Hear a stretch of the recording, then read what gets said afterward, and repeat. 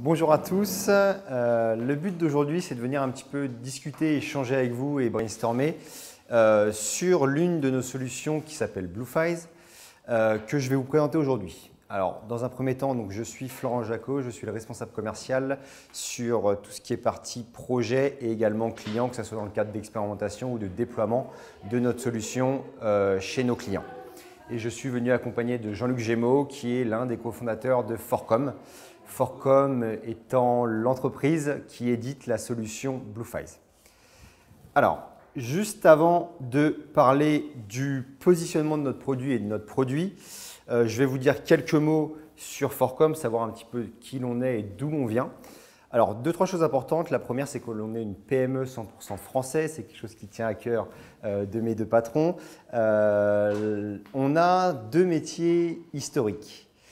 Le premier métier historique, qui est le métier duquel on est né, c'est le métier qui touche à tout ce qui est digital publishing.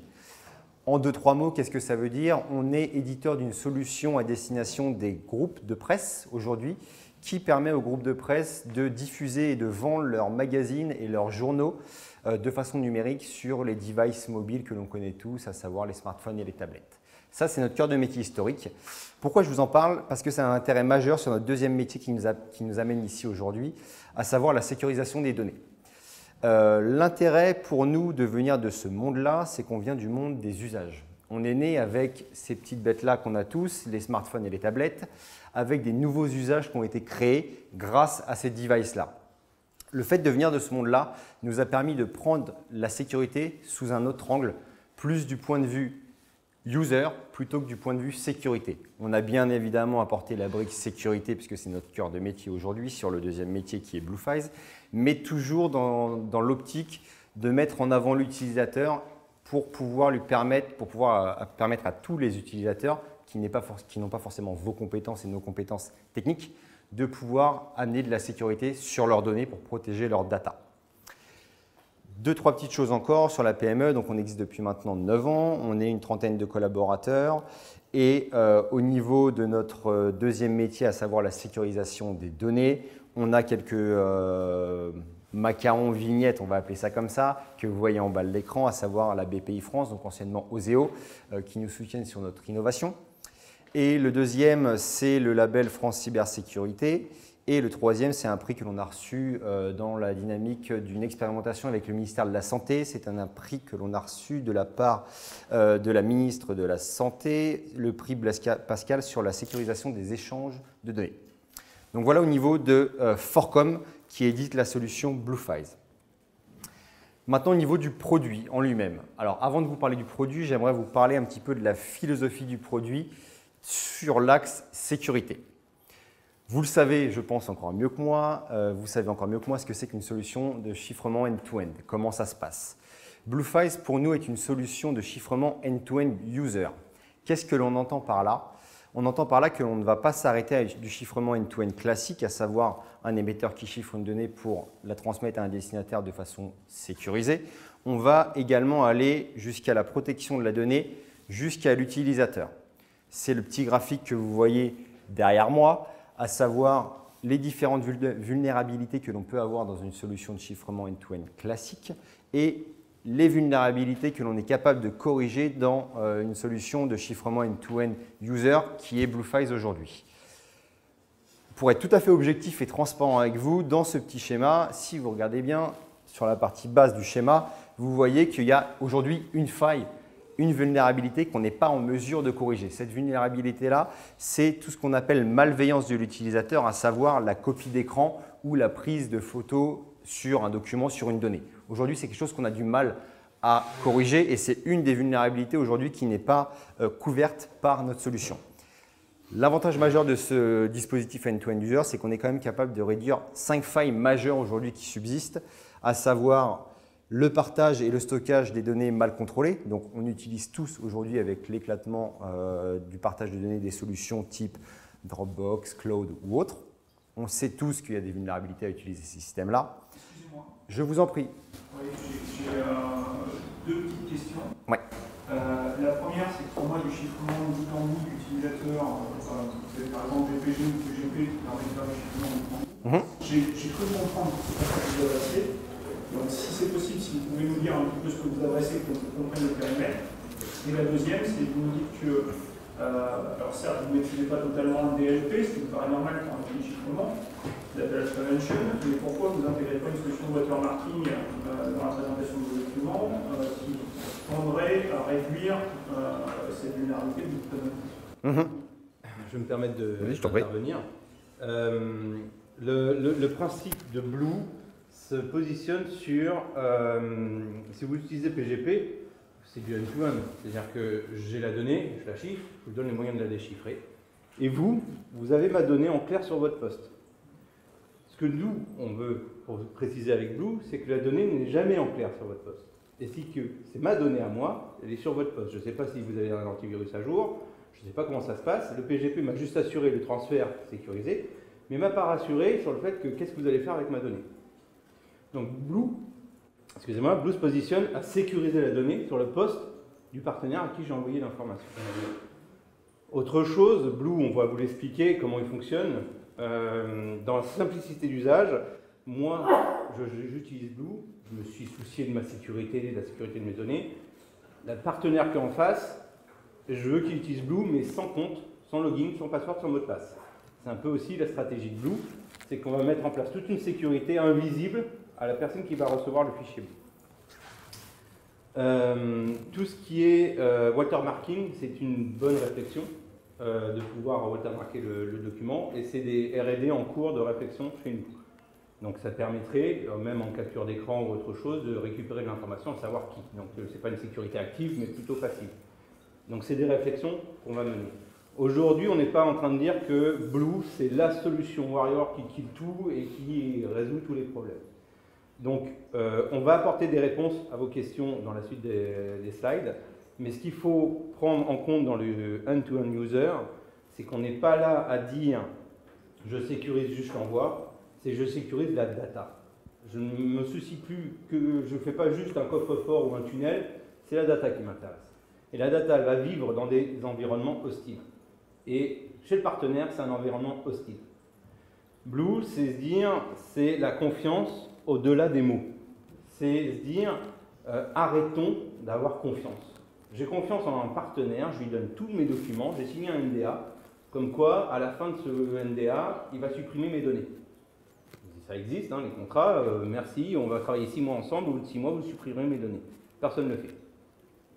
Je donne un partenaire sérieux mes plans d'adressage, mes informations réseau, mes plans architecturaux, il se fait pirater. Bon, il n'était pas bon. Mais c'est dommage pour lui, mais c'est dommage aussi pour les données que je lui ai données. Donc, le principe de Blue, c'est se dire qu'on arrête d'avoir confiance, on garde le contrôle du fichier, même s'il n'est pas dans notre SI. C'est vraiment ça, la philosophie de Blue. Donc, après, on va revenir sur les cas d'usage, comment ça marche, les cas d'usage qu'on a déjà rencontrés, on utilise, et on ouvrira les questions. Merci. Pour répondre à votre question, la première, à savoir qu'est-ce qu'on adresse réellement avec ça, c'est justement ce qui se passe juste derrière sur les différents cas d'usage. Il n'a pas aimé. Allez, il est un peu lent, désolé. C'est sur les différents cas d'usage. Qu'est-ce que l'on adresse aujourd'hui avec ce genre de solution et comment on va se différencier d'autres solutions comme vous avez évoqué, type PGP ou autre. Aujourd'hui, je vous donne un petit peu un périmètre de ce que l'on a pu voir sur certains cas d'usage parce qu'il y en a énormément. Il y a une chose fondamentale à comprendre sur BlueFiles par rapport à tout ce qui a été dit, c'est qu'aujourd'hui, la solution BlueFiles va traiter uniquement les documents qui sont des documents finaux. On n'est pas du tout sur des documents dits collaboratifs ou participatifs, ce sont des documents qui sont figés. Et je vais y revenir après justement sur comment fonctionne la solution et pourquoi c'est uniquement des documents figés. Sur les cas d'usage, on a pris le premier cas d'usage qui est une entreprise qui a besoin de communiquer avec des partenaires comme on l'évoquait juste avant.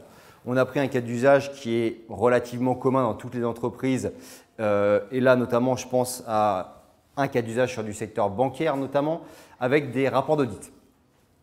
Aujourd'hui, les entreprises bancaires ont besoin d'échanger avec leurs partenaires, leurs 1500, 1200 partenaires pour tout ce qui est audit. Ils ont besoin forcément de fournir des documents qui sont des documents confidentiels et sensibles. La problématique est qu'ils pourraient très bien utiliser des solutions type PGP ou autres qui vont sécuriser le transfert, mais le problème c'est qu'ils ne sont pas à l'abri que derrière la donnée, leurs données sensibles Ils ne sont pas à l'abri que le partenaire en fasse soit n'importe quoi, soit qu'il y ait des erreurs humaines, soit que le matériel soit vérolé ou autre. Donc l'intérêt de BlueFiles, c'est de pouvoir s'assurer que l'entreprise va assurer le transport de façon sécurisée, va assurer aussi que la donnée va être intègre et on ne va pas, excusez-moi, que la donnée va être intègre quand elle sera chez le partenaire et qu'elle ne pourra pas être falsifiée. C'est le premier cas d'usage qu'on a rencontré aujourd'hui et qui fonctionne dans beaucoup d'entreprises au niveau des rapports d'audit. Je vous cite les rapports d'audit, mais il y a énormément de documents qui sont échangés avec nos partenaires. Le deuxième cas d'usage, qui là en l'occurrence est plus dans le public, j'ai pris l'exemple du ministère de la Justice et du ministère de l'Éducation qui ont des besoins de communiquer. Les besoins de communiquer sont extrêmement simples. Le ministère de l'Éducation embauche des personnes. À chaque embauche d'un fonctionnaire, les personnes ont besoin de recevoir les casiers judiciaires des personnes qui vont être embauchées. Ces casiers judiciaires sont fournis par le ministère de la Justice. La problématique aujourd'hui, c'est que pour fournir ces documents-là, qui sont des documents figés, ils n'ont pas énormément de solutions et donc BlueFiles peut apporter une réponse à cette problématique-là, à savoir que le document qui va être envoyé par le ministère de la Justice vers le ministère de l'Éducation, qui ne sont pas forcément sur les mêmes systèmes, va pouvoir être envoyé de façon sécurisée et on va assurer que le document, une fois qu'il est arrivé chez le ministère de l'Éducation, il soit sécurisé. Et le dernier cas, c'est encore une entreprise, on n'a pas affiché la dernière entreprise, qui, dans le cadre de leur COMEX, ont besoin d'échanger des données, que ce soit l'ordre du jour du COMEX ou bien les comptes rendus du COMEX. Généralement, les membres du COMEX d'une entreprise ne sont pas forcément tous de la même entreprise, donc ils n'utilisent pas forcément tous les mêmes systèmes de partage et d'échange. Aujourd'hui, ce que l'on a remarqué comme cas d'usage et sur lesquels on travaille avec de nombreuses entreprises, c'est qu'effectivement, ces documents-là, en général, sont créés, générés par une personne qui n'est pas forcément un expert technique, qui peut être une personne lambda, qui va générer ces documents-là et qui va les déposer dans un système type cloud ou autre, dans lequel les personnes du COMEX vont venir chercher leurs documents. L'intérêt de ça, c'est qu'on s'assure que notre donnée qui est sensible, puisque c'est une donnée du COMEX, va être encore une fois sécurisée. La petite subtilité de ces personnes du COMEX, c'est qu'en général, elles sont en mobilité. Donc, elles n'ont pas forcément toujours de connexion Internet pour pouvoir consulter leurs données sensibles, pour préparer leurs réunions ou pour lire les comptes rendus de réunion. BlueFiles va pouvoir répondre à ce cas d'usage-là. Okay ? Et je vais vous expliquer pourquoi on peut répondre à ces différents cas d'usage. On rentre directement dans le produit. Comment fonctionne BlueFiles? Alors BlueFiles, c'est extrêmement simple. On a une suite logicielle qui est composée dans un premier temps d'une imprimante virtuelle qui s'appelle le BlueFiles Printer, qui va s'installer sur un poste utilisateur, que ce soit Windows ou Mac, et qui va permettre de générer à partir de n'importe quel format de fichier, Word, Excel, PDF et autres, tout document, tout logiciel qui a une fonction d'impression peut être, on peut créer un fichier Blue à partir de ce document-là. On va créer les fichiers Blue à partir du BlueFiles Printer qui va chiffrer en local vos documents. L'intérêt, pourquoi je précise en local, c'est qu'à aucun moment, même dans le cadre d'une solution SaaS, en l'occurrence Forcom, ne va posséder votre donnée. Le chiffrement se fait uniquement sur le poste utilisateur. Okay ? Une fois que le chiffrement est généré, on va pouvoir ajouter des options de sécurité à notre document pour pouvoir le contrôler à distance. On va revenir sur le slide juste après sur ces options que je vais vous détailler. Une fois que notre fichier est généré, vu que ce n'est qu'un fichier, l'utilisateur et donc le propriétaire de la donnée va pouvoir le transférer par le moyen qu'il souhaite. Cloud, Dropbox, WeTransfer, les messageries, le mail, ce que vous voulez. Ce n'est qu'un fichier. Okay ? Comment ça se passe en bout de chaîne? La personne à qui on a envoyé le fichier va recevoir, si on prend l'exemple du mail, va le recevoir dans un mail, en pièce jointe tout simplement. Pour pouvoir consulter son fichier, il va tout simplement devoir installer un reader donc, qui s'appelle le BlueFiles Reader, qui est disponible sur Windows, Mac, iOS, Android. Donc on n'a plus de problématique de device et de parc de device qui est très compliqué à gérer. Peu importe le device et la personne qui recevra le fichier, il pourra le lire.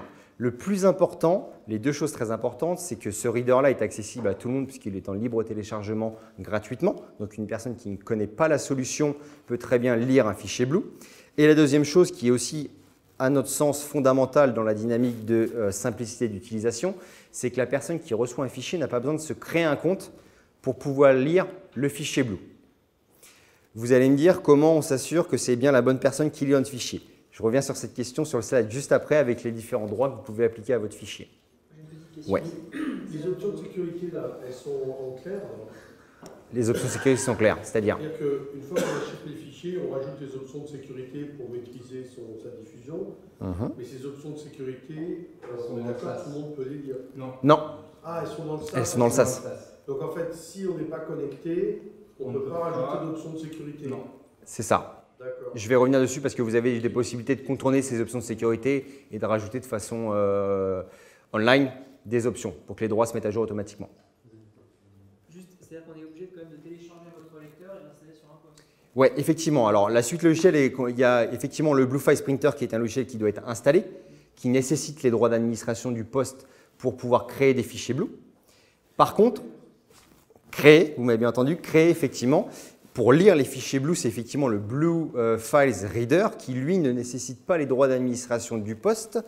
De plus, il existe également une version portable de ce logiciel qui permet d'avoir uniquement un exécutable.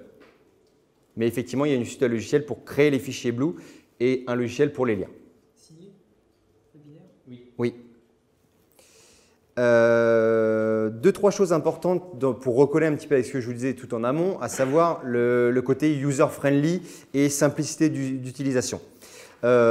Pour nous, le fait d'utiliser une imprimante virtuelle, c'était de faciliter aussi la création d'un fichier Blue et donc de permettre à n'importe quelle personne de créer des fichiers protégés et chiffrés.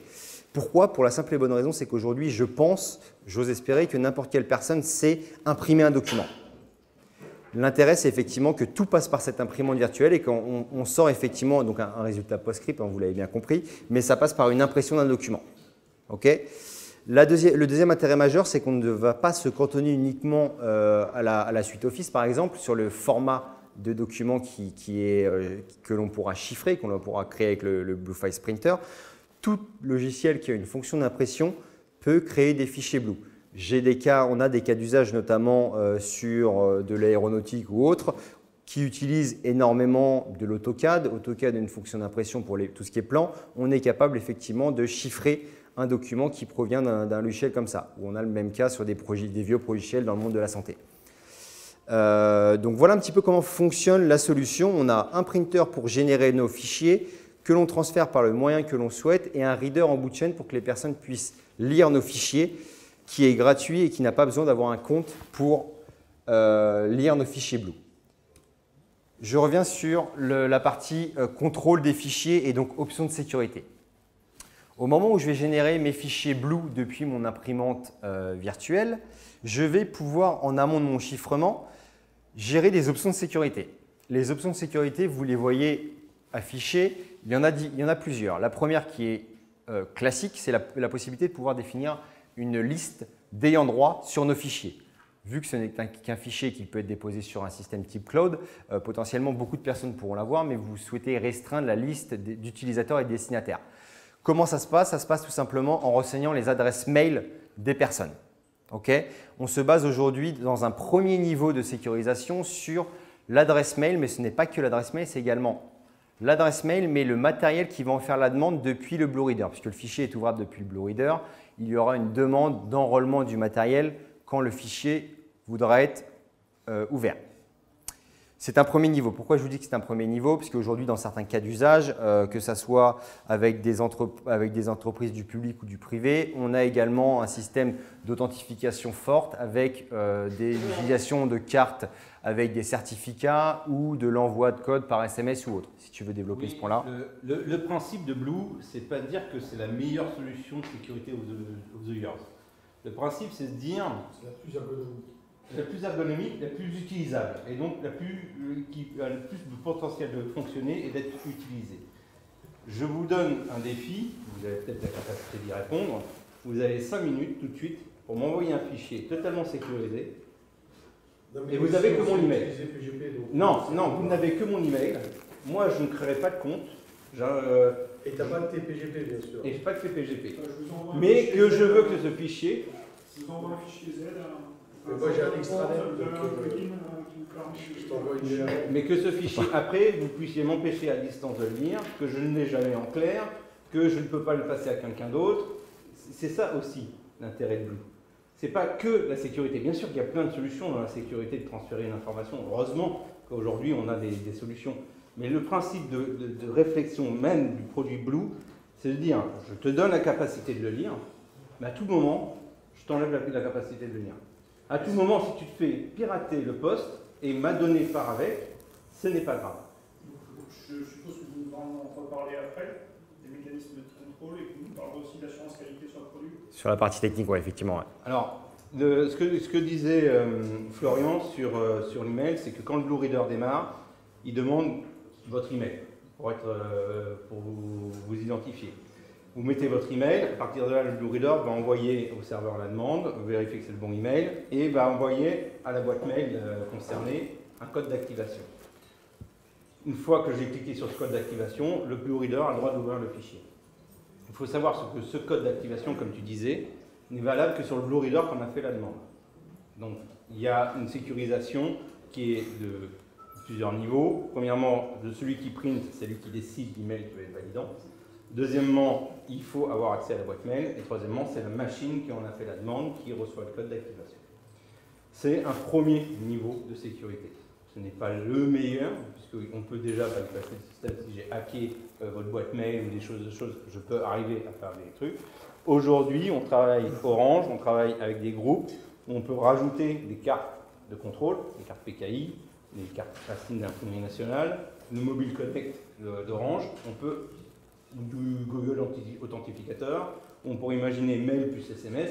Plus on rajoute des process, plus on augmentera. L'optique aussi de Blue, c'est de se dire, je veux avoir une solution. Pourquoi Blue est arrivé il y a 2 ans? J'ai discuté avec un grand PDG qui me disait, voilà, je dois envoyer un contrat, je ne sais pas comment faire. Je vais lui envoyer, ouais, je vais pouvoir le sécuriser, l'envoi est sécurisé, mais après, qu'est-ce qu'il va faire de ce document? Est-ce qu'il va le donner à son concurrent? Est-ce qu'il va... Comment je peux m'assurer que si je ne marche pas avec lui, au bout d'un mois, je peux supprimer tout ce que je lui ai raconté? Et c'était ça, la genèse de Blue. La genèse de Blue, c'est comment je fais pour garder le contrôle d'une donnée qui n'est plus dans ma SI. Ce n'est pas que l'authentification, c'est vraiment garder le contrôle du document. J'avais une question, pour soi, c'est une image ou il faut sélectionner des textes, faire des Non, le principe, et c'est pour ça qu'il y a l'imprimante, c'est du PostScript qui est retraduit en image. Ouais, donc, on ne récupère pas les virus, on ne récupère pas les macros, on ne récupère pas tout ça, on récupère juste une donnée figée. C'est pour ça que c'est vraiment pour les documents figés. Il y a des R&D en cours pour réfléchir à des documents participatifs en Blue, mais ça, c'est un sujet dans 1 an et demi. On reviendra vous voir. Figé, on ne peut pas copier une ligne. On ne peut pas copier une ligne, on peut pas. C'est vraiment le principe de vitre blindée derrière laquelle c'est opaque ou pas opaque. C'est ça le principe de Blue. Alors ça ne répondra pas à tous les usages, mais ça répond déjà à un usage où je dois donner une information et je dois garder, c'est mon information, je garde le contrôle. Si je poursuis sur les options de sécurité, donc on a vu la première qui est la possibilité de définir une liste d'ayants droit, donc du destinataire. La deuxième qui est la possibilité, comme Jean-Luc l'évoquait, de pouvoir définir une période d'accessibilité à mon document. Je travaille avec un partenaire sur un appel d'offres pendant 3 ou 6 mois. Au bout de 3 ou 6 mois, il n'a plus lieu d'avoir accès à mes données. Je peux donner un timing à mon document. Ce document ne sera plus accessible par la personne qui est un ayant droit au bout de 3 mois. Après, vous avez la possibilité tout simplement d'interdire la lecture si vous avez fait une erreur. La possibilité, et là je reviens sur une question que vous aviez monsieur juste avant concernant la mise à jour en live des droits ou non. De façon standard, le fichier Blue est un fichier qui va être lisible offline pour certains cas d'usage. Cependant, vous avez la possibilité pour des cas d'usage et des besoins précis d'obliger votre destinataire à être connecté à Internet pour lire votre fichier. L'intérêt de cela, je pense que vous l'avez bien compris, c'est que les droits qui peuvent être modifiés de façon asynchrone, une fois que le document n'est plus en ma possession mais en possession de mon destinataire, si je l'oblige à être connecté à Internet, ces droits vont être applicables et appliqués en live, ce qui nous permet à tout moment de garder le contrôle sur notre fichier, peu importe où il se trouve et dans quel environnement et chez qui. Les 2 dernières options, c'est la possibilité tout simplement de bloquer l'impression du document et on a également un contrôle du versionning des documents. On connaît tous le problème quand on travaille, quand on est sur des documents qui évoluent. C'est toute cette problématique. Les documents Blue sont toujours à jour. On s'assure de toujours avoir la dernière version. Si ce n'est pas la dernière version, l'utilisateur est informé. On l'autorise ou non à lire la version précédente, mais il est informé. Donc l'intérêt sur le contrôle, donc ce contrôle-là se passe encore une fois directement par le Bluefize Printer, se passe avant que le chiffrement soit établi. C'est deux choses qui sont complètement différentes, le chiffrement et les options de sécurité. Le gros intérêt, c'est que ces options de sécurité nous permettent d'avoir toujours un contrôle à distance sur notre fichier. Donc à aucun moment, enfin à tout moment plutôt, pardon, mon fichier, je garde le contrôle sur ce fichier. Donc peu importe où il se trouve, à n'importe quel moment, je peux retirer les droits d'une personne, je peux récupérer mon fichier ou le rendre complètement mort. Ça, c'est extrêmement important. On aborde une autre partie et on reviendra bien évidemment sur, j'imagine que vous avez des questions sur la partie sécurité et technique, on reviendra juste après, je vais juste finir sur le dernier slide, à savoir la traçabilité. Aujourd'hui, là, on a parlé sur la solution en elle-même, la partie sécurité, comment je sécurise ma donnée qui va sortir de mon entreprise. On a également une traçabilité complète sur les fichiers Blue. Tous vos fichiers Blue qui vont sortir de votre entreprise et qui vont être envoyés à une personne, vous allez avoir une traçabilité importante. Vu que vous allez définir une liste d'ayants droit par des adresses mail, vous allez avoir la possibilité de savoir qui a lu votre document, de savoir quand votre document a été lu, sur quel type de device, sur quel type de matériel, quel a été le parcours utilisateur de ce destinataire, à savoir mon document fait 10 pages, je sais qu'il a lu la page 1 et la page 2 et je sais également le temps de session sur chacune des pages. Sur la page 1, il a passé 30 secondes, sur la page 2, il a passé 5 minutes. Vous allez avoir toute cette information de traçabilité qui peuvent avoir du sens pour certains métiers de l'entreprise. Et cette traçabilité-là, c'est aujourd'hui quelque chose que l'on apporte en plus de cette partie sécurité. Ça recoupe avec beaucoup de choses que l'on voit aujourd'hui dans le monde du numérique, avec la big data et autres. Et ça vous permet réellement de savoir comment votre fichier vit en dehors de votre entreprise et comment il est utilisé et si il est utilisé. Donc l'intérêt, si je résume un petit peu tout ce que je viens de vous dire, c'est d'avoir une solution qui va sécuriser et protéger vos données qui vont sortir de votre entreprise, toujours en gardant cette philosophie de se dire on veut que cette solution soit utilisée par les métiers et non pas que par les experts technologiques, pour la simple et bonne raison, c'est que l'on pense que même avec la solution, la meilleure solution sécurité du marché, si vous n'avez pas l'adoption de la part des utilisateurs et donc des métiers, votre solution restera dans un placard. Donc c'est très important pour nous de nous positionner réellement dans cette dynamique de dire on va donner la possibilité à n'importe quelle personne qui n'a pas forcément les compétences techniques de protéger ses données de façon extrêmement simple. Maintenant, toute la subtilité, c'est de mettre le curseur sur qu'est-ce qu'on va forcément leur apporter en plus. Vu qu'on leur apporte de la sécurité, on va leur demander de faire un process peut-être un petit peu plus long. Et donc, toute la subtilité, c'est de jouer sur, effectivement, réduire au maximum la lourdeur du système. Et donc, le but, c'est de proposer une solution extrêmement simple, assez lisse, utilisable par tout le monde, qui permet à tout le monde de contrôler les données à n'importe quel moment. Donc, voilà. J'ai fini sur la présentation du produit, du positionnement en lui-même. Maintenant, je vous laisse nous poser vos questions. J'imagine que vous en avez pas mal, notamment sur la partie technique. Tout à l'heure, vous avez dit qu'il y avait, vous avez dit qu'il y avait un mode déconnecté. Oui. Donc ça veut dire que pour la première ouverture, je suis obligé d'être connecté. Tout à fait. Tout à fait. La première ouverture est obligatoirement connectée. Le mode offline n'est pas un mode qu'on conseille par défaut. Tous les fichiers Blue générés sont online parce que l'intérêt, c'est de garder la sécurité. Comment on garde la sécurité sur un fichier Blue? Une fois que j'ai généré un fichier Blue, il est sur mon ordinateur. Je peux faire bouton droit, manager, et je relance la procédure de management du Blue. Donc je relève les droits, je rajoute 3 mois parce qu'on travaille pas mal plus avec le client. Si je n'ai pas le fichier, je vais dans le back-office et là je vois la liste de tous les fichiers que j'ai générés. Le back-office, il est chez nous, en data, mais nous on n'a jamais la data. Donc on est d'accord que l'horloge qui vérifie le timestamp du fichier Il est serveur. Oui. Forcément, il n'est pas matériel. Et quand vous dites qu'on ne peut pas imprimer, on est d'accord qu'on parle juste de l'impression papier à travers votre logiciel, reader, mais pas d'impression écran. Tout à fait. Tout à fait. C'est pour ça que dans les produits de sécurité, il faut annoncer ce qu'on est capable de faire, ce qu'on n'est pas capable de faire. C'est ce qu'on fait, c'est qu'on n'est pas là à résoudre tous les problèmes qui sont je veux résoudre l'envoi, je veux résoudre le contrôle et je veux résoudre le mec malsain. Je ne résous pas tout, je résous déjà un problème de communication aisée à travers la sécurité. C'est comment j'envoie à quelqu'un que je ne connais pas un fichier, que ça se passe tac-tac rapidement sans que lui, il ait à rentrer dans des process complexes. C'est là où on se positionne. Et deux dernières questions de ma part. Après, je vais poser plein de questions techniques. Est-ce que vous avez un mode on-premise? Oui. Je pense chez vous. Et deux, c'est quoi le public annoncé? Alors, oui, on a une solution on-premise qui permet d'avoir tout chez le client. On est même en train de développer une idée sur le mode SaaS où les clés pourraient être en HSM chez le client. Et donc, ce ne serait pas nos clés à nous, mais les clés du client. Donc là, on serait juste porteur de la solution SaaS pour un déploiement plus rapide. L'offre, elle est simple, elle fonctionne par printer, c'est 9,50 € par mois par printer. Et on peut générer autant de glue qu'on veut. Il y a aussi, et ça vous pouvez le tester assez rapidement, un compte gratuit. Aujourd'hui, vous pouvez avoir un printer gratuit et générer vos propres glues. Si la réflexion c'est de se dire, il faut que j'arrête de me dire, je vais tout cloisonner, tout empêcher, je fais un DLP, une sortie unique, il n'y a que ça qui peut sortir et c'est tout, bah, c'est complexe, c'est coûteux, ça peut marcher, mais le métier, lui, il va chercher la rapidité de l'exécution et autre chose. On discute avec des avocats qui disent que nous, là ici, il ne veut pas de Dropbox, et mon plus gros client fonctionne sur Dropbox.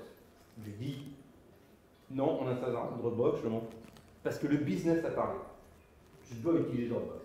Je dois utiliser ce cloud-là. Je dois utiliser un FTP public. Parce que le client veut un FTP. Donc, si on se concentre à dire que les usages explosent, les technos explosent, ben nous, on veut se focuser sur le fichier et dire, OK, le fichier, je le protège, et même s'il part n'importe où, dans ces zones dangereuses d'Internet, je garde le contrôle dessus. Et c'est ça le type de Glue. Si j'ai bien compris, le fichier, on ne peut que le lire. On ne peut que On peut le lire au sens humain, Oui. avec des yeux. Oui. On ne peut rien en faire. Non.